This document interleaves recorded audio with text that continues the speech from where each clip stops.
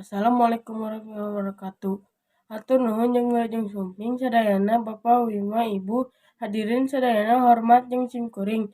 Langkung ti payun sumangga urang sanggakeun puji sareng syukur ka Allah nu Maha Gotur anu parantos ngalungsurkeun pirang-pirang rahmat sareng kagiatan ka urang sadayana dugi ka dina dangeut ieu.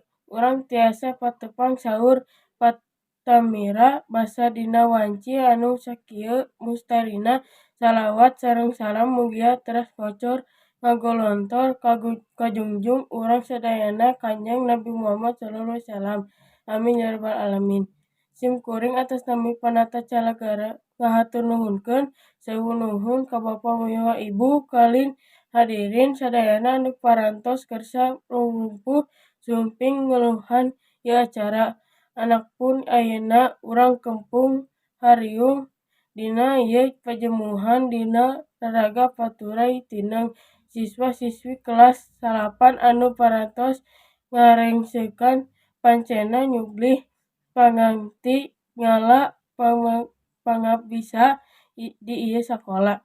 Hadirin anu sambil inggih supados ieu acara lumangsung longsor sarta aya dina ridho Allah SWT.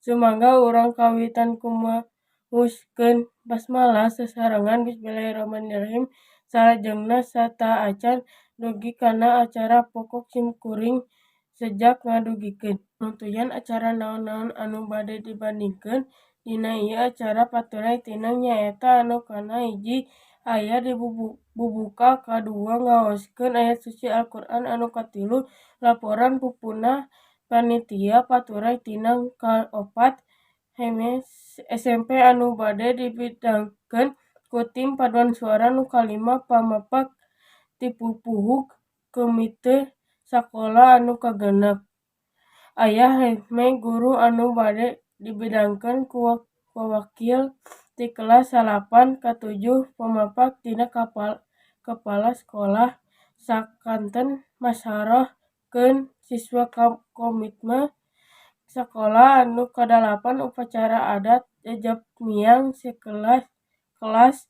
9-9 pasrahan ijazah sacara simbolik ka siswa kelas 8 anu jumlah penten rapotna panggedena kasapuluh piagam pangajian kasapuluh siswa anu nyating